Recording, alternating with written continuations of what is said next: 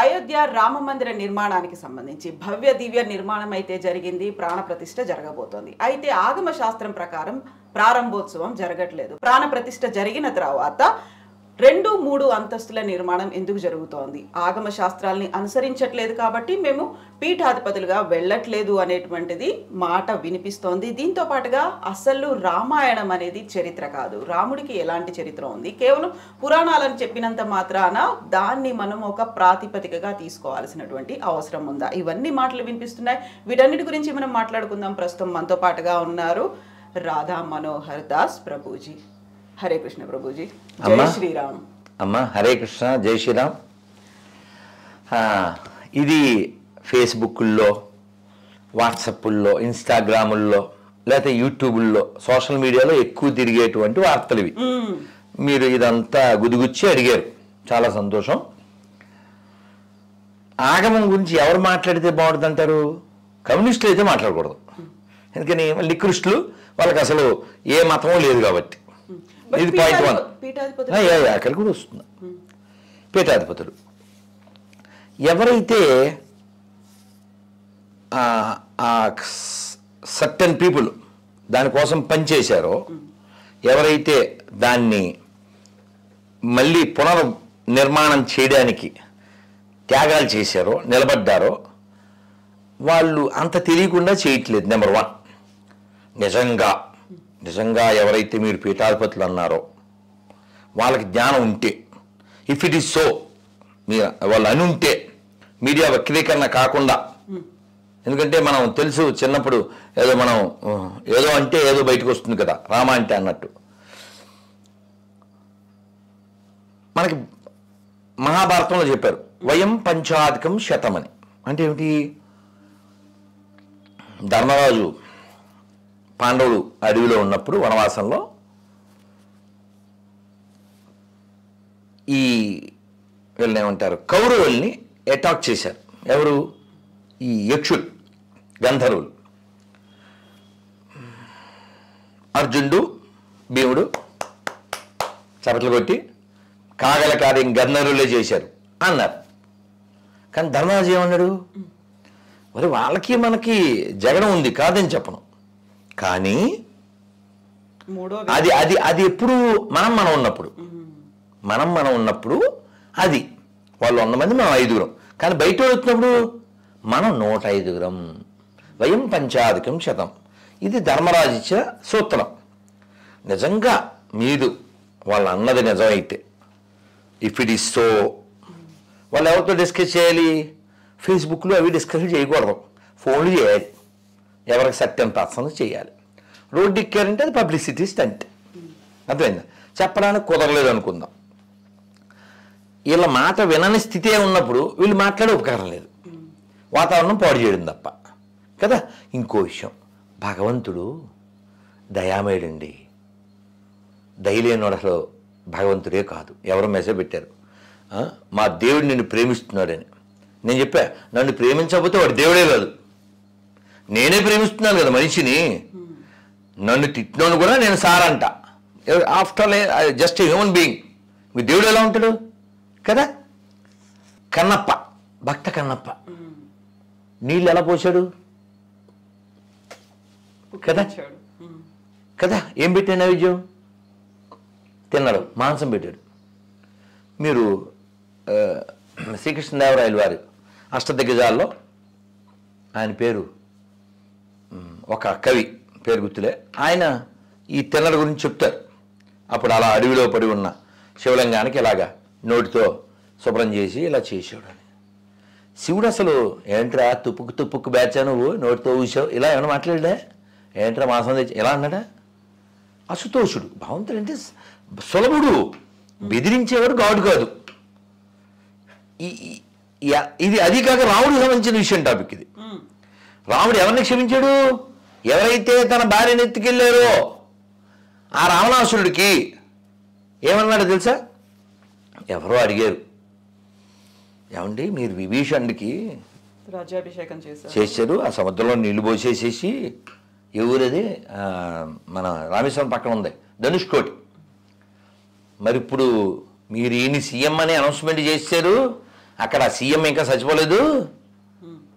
ఒకవేళ ఈ రావణాసురుడు లంక వదిలేసి సీతను వదిలేసి మీ కాళ్ళ దగ్గరికి వచ్చి సరెండర్ అయిపోతే వాట్ యు విల్ డూ అన్నారు. అని నోరు తెరవలే రాముడు. ఏం పర్లేదు, అయోధ్య ఇచ్చేస్తా. అది గట్స్ అంటే గట్స్ ఉన్నది ఇచ్చి కొడతాడు.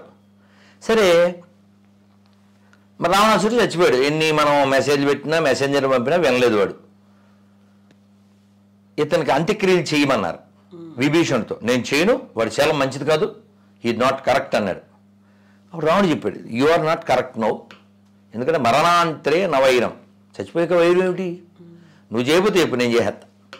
ఎందుకంటే you are my brother, you are like my brother, is also like my brother, because you are my brother. ఇది రాముడు శత్రువు పట్ల వ్యవహారం.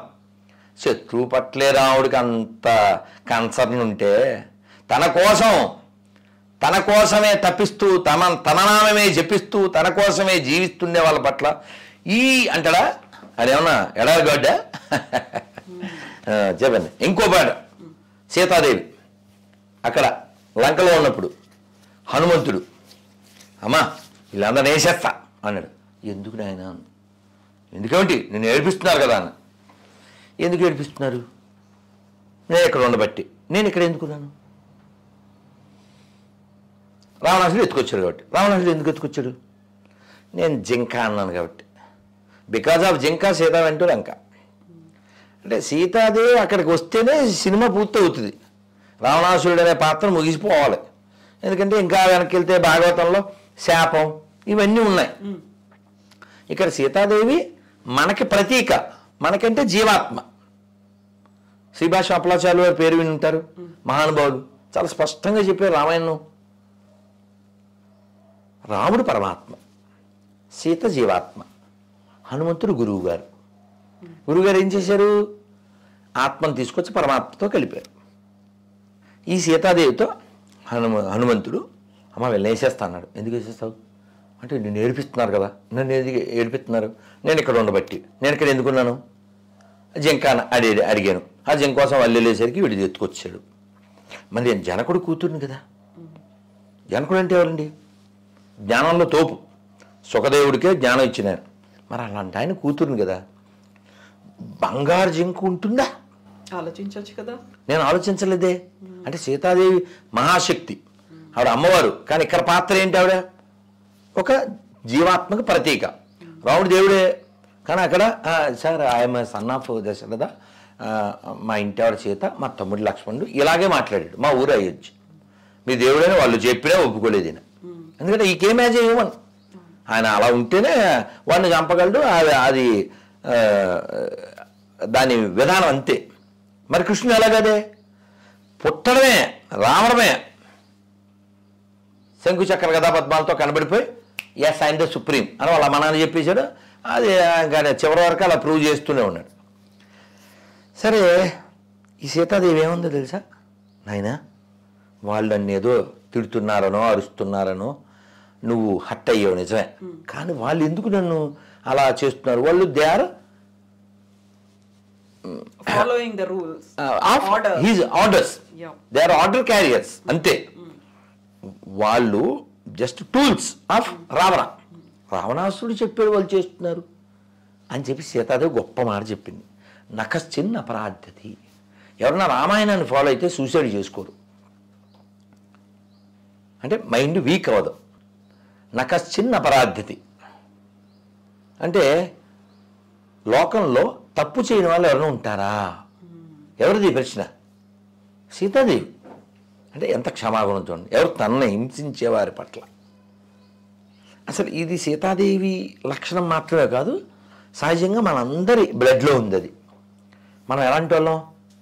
ఏదైనా నష్టం కష్టం అయితే ఏం చేస్తాం, పూర్వకర్మ అలా ఉంది అంటుంటాం, తలరాసి ఉంది. ఈ ఎక్కడ దాకా వద్దు. ఎప్పుడో సీతాదేవి ఎప్పుడో రాముడు వాళ్ళనిద్దరిని పూజించి 6 లక్షల ధనంతో గుడిగట్టిన రామదాస్ గారు కూడా ఏం పాడారు? క్రూర కర్మములు నేరక చేసితి నేరములెంచకు రామా, దారిద్ర్యము పరిహారము నీయవే దైవ శిఖామణి రామ. అమ్మ విషయం ఏంటంటే రాముడు ఉన్నాడని కేవలం ఏదో అయోధ్య వాళ్ళు మాత్రమే నమ్మట్లే. ప్రపంచంలో చాలా చోట్ల నమ్ముతున్నారు, మన దేశం కాని చోట్ల కూడా నమ్ముతున్నారు. మనకంటే బాగా బాలి ద్వీపం, అక్కడ ముస్లింలుగా మారిపోయినప్పటికీ కూడా వాళ్ళ ఇళ్లలో ఇప్పటికీ సీతలు ఉన్నారు. ఓకే, ఇంకో విషయం, రాముడు దేన్ని బట్టి మనం మాట్లాడతాం? రామాయణాన్ని బట్టి మాట్లాడతాం. అలాగే మీరు రామభద్రాచార్యులు వారు ఇదే రామజన్మభూమి అని కన్ఫర్మ్ చేసిన వ్యక్తి పుట్టు అందుడు. కోర్టుకు వచ్చి సాక్ష్యం చెప్పారు. ఎలా కన్ఫర్మ్ చేశారు మీరు అని అడిగితే ఆయన ఋగ్వేదంలోంచి ఒక ఉదాహరణ ఇంకా మిగిలినవి చెప్తూ, చూడండి సరయూ నదికి ఎంత దూరంలో ఉంటుంది అని చెప్పారు. కోర్టు ఇంకొక మాట్లాడడానికి లేక తీర్పిచ్చారు. ఇంకోటి, పోనీ రామాయణమో లేకపోతే ఇంకోటి నువ్వు ఒప్పుకోకు కాసేపు, ఈ దేశానికి బాబర్కి ఏంటి సంబంధం? బాబర్ ఈజ్ డొకైట్, దొంగడు. తొగ్లకో డెకాయిట్, తైమూరో డెకాయిట్, టిప్పు సుల్తాను వాళ్ళ నాన్న dacoits who ruined thousands of temples. ఇప్పుడు దొంగోడికి మాకు సంబంధం ఏంటి? వాడి మతం ఏదైనా సరే, మందు మీ తమ్ముడు కొడితే ఏంటి, మా అన్నయ్య కొడితే ఏంటి, ఇద్దరు దొంగలే కదా. అది